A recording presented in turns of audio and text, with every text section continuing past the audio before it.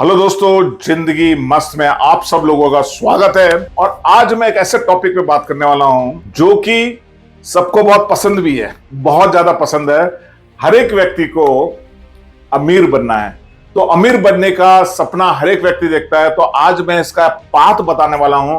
आज मैं आपको इसका इसका पूरी पूरी स्ट्रेटेजी बताने वाला हूं कि आप कैसे अमीर बन सकते हैं। एक बहुत बड़ी बिगेस्ट आयरोनी इन दिस वर्ल्ड कि वर्ल्ड में कोई भी कॉलेज है, कोई भी इंस्टीट्यूट नहीं है जो अमीर बनने के लिए आपको एडमिशन देता है। अगर आपको सीए बनना है तो आप सीए में एडमिशन लो, सीए बन जाओगे। आप इंजीनियर बनना है, इंजीनियर में एडमिशन लो, इंजीनियर बन जाओगे। डॉक्टर बनना है तो डॉक्टर वाला कॉलेज में एडमिशन, डॉक्टर बन जाओगे। एमबीए करना है, आईएम में एडमिशन लो या दूसरे इंस्टीट्यूट में लो, आप एमबीए बन जाओगे। पर अमीर बनने का वर्ल्ड में कहीं भी कोई भी कॉलेज नहीं है और कोई फॉर्मूला भी नहीं है। आप सबसे बड़ी बात, कोई फॉर्मूला बता दे भाई अमीर बनने का, तो हर एक आदमी लाइन में खड़ा हो जाए। तो अमीर बनने का कोई फॉर्मूला है तो वो आप खुद हो। फॉर्मूला आपके खुद के दिमाग में होता है, आपके खुद के दिमाग के रस से निकलते हैं।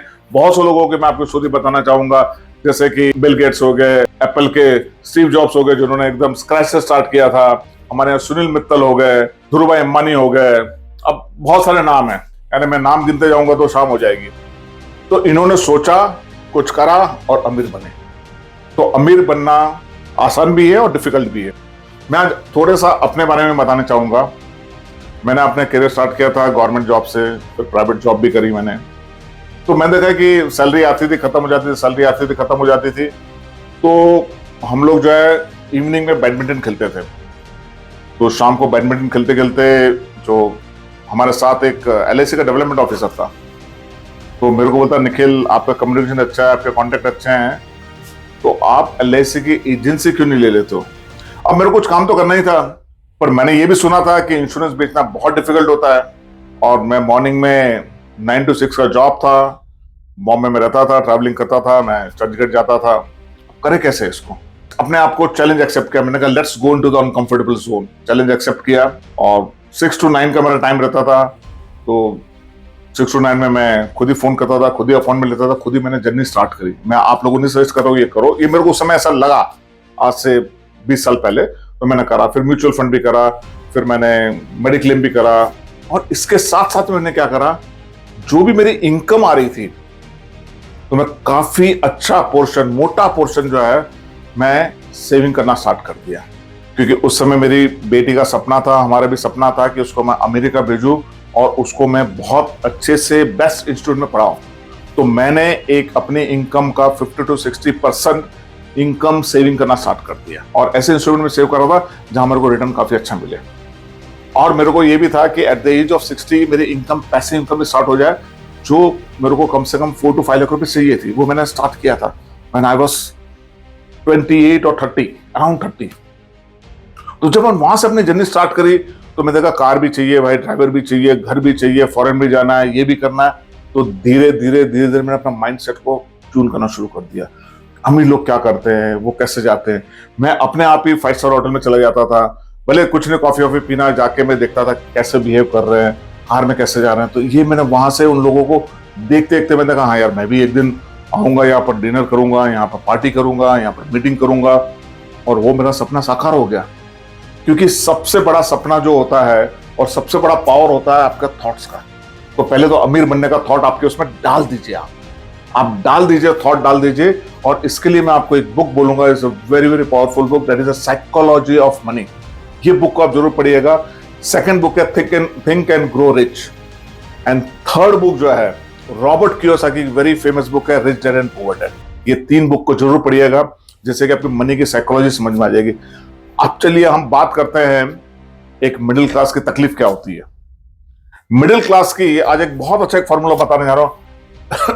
सॉरी, मिडिल क्लास की इनकम होती है for example 50,000 rupees per month. उसके एक्सपेंसेस होते हैं क्लोज टू 40-45,000। तो यानी income minus expenses is equal to वो इन्वेस्टमेंट में डालता है। अब income minus expenses equal to अगर इन्वेस्टमेंट डालेगा तो भाई जहां पर है वहीं का वहीं रहेगा वो। अब इनकम आपकी 50,000 है, हो सकता है 40,000 का खर्च होता है, आपको 10,000 ही बचा।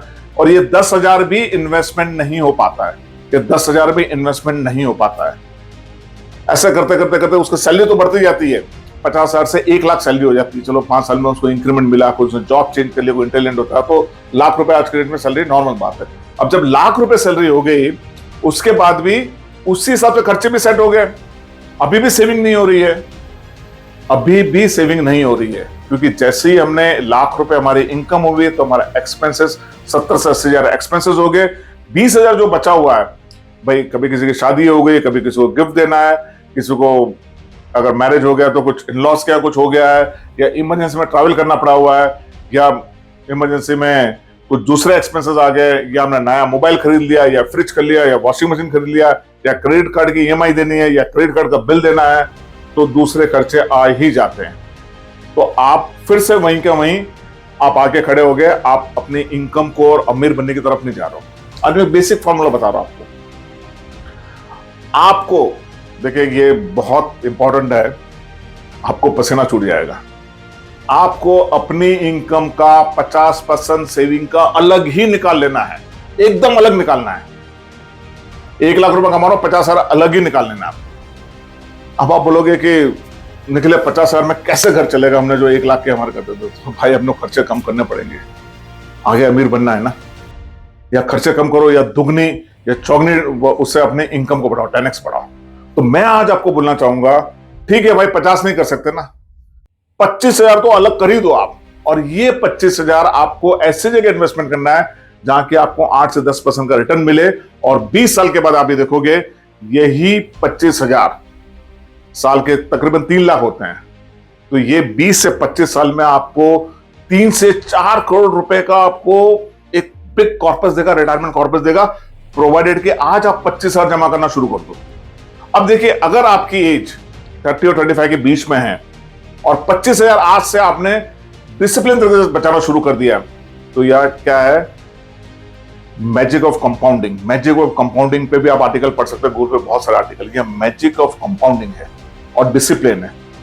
35 साल की एज में हमने 25,000 बचाना शुरू कर दिया। अब यहां पर एक बहुत अच्छी बात क्या है, आपकी जो इनकम है ना, उतनी इनकम नहीं रहने वाली है। अगर आप लाख रुपए की इनकम है तो आप एट द एज ऑफ 40 पहुंचेंगे, जॉब वॉब चेंज कर लेंगे तो ये लाख रुपए इनकम 1.5 लाख हो जाएगी। जॉब चेंज कर लिया आपने तो और ज्यादा इनकम बढ़ जाएगी, या उसको स्किल को अपग्रेड कर दिया, लेकिन आपको 25,000 का 25,000 ही वो आप नहीं बढ़ा रहे। तो यहां पर क्या करना है, जब भी हमारी इनकम बढ़े, जब भी हमारी जितनी भी इनकम बढ़े, हमारे को ये हमारी इनकम का 10% इसमें और ऐड करते जाना है। तो इमेजिन क्या कॉर्पस हो जाएगा आपका, और ये आप फॉर्मूला करेंगे तो at the time of the retirement you are going to get around 4 crore rupees. देखिए माइंडसेट की बात है ये, और स्किल को भी साथ में अपग्रेड करना आपको। अब आप बहुत से लोग बोलते हैं हमारे साथ बिजनेस करना है, कैपिटल नहीं है, रिसोर्स नहीं है। तो मैं आज बड़े छोटा सा एक एग्जांपल देना चाहूंगा, यहाँ छोटी सी स्टोरी बताना चाहूंगा। आज से 5-6 साल पहले की बात है, मैं मॉर्निंग वॉक पे निकल रहा था लगभग 6:30-7 बजे, और मैंने एक नया प्रेस वाला देखा, वो ठेले पे प्रेस कर रहा था। मैंने कहा भैया कब आए हो तुम यहाँ पर? बोले बाबूजी हो गया मेरे को 2-3 महीने। फिर मैंने ऐसी बात करने लगा उससे, मैंने कहा रोज कितने कपड़े कर लेते हो प्रेस? बोले तकरीबन मैं कर लेता हूँ 100-150 कर लेता हूँ। मैंने एक कपड़ा प्रेस करने में कितना मिनट लगता है? बोले तो 3 मिनट लगता है तकरीबन, और एक कपड़ा का 10 रुपए लेता है वो। तो 3 मिनट के अंदर एक कपड़ा प्रेस करता है, उसका 10 रुपए लेता है। आप समझे, अगर 300 मिनट भी करता है ना, 5 से 6 घंटे भी काम करता है वो, 300 मिनट्स भी काम करता है, तो 5 घंटे के अंदर वो बंदा 100 कपड़े को प्रेस कर लेता था। 100 मल्टीप्लाई बाय 10, 1000 रुपीज कमा लेता है। और अभी जो है उसकी इनकम 1.5 से 2 लाख रुपए, उसने दुकान भी खोल ली और 4 आदमी को भी लगा दिया है। तो आप बोलते कैपिटल नहीं है, इसमें कितनी कैपिटल लगती है?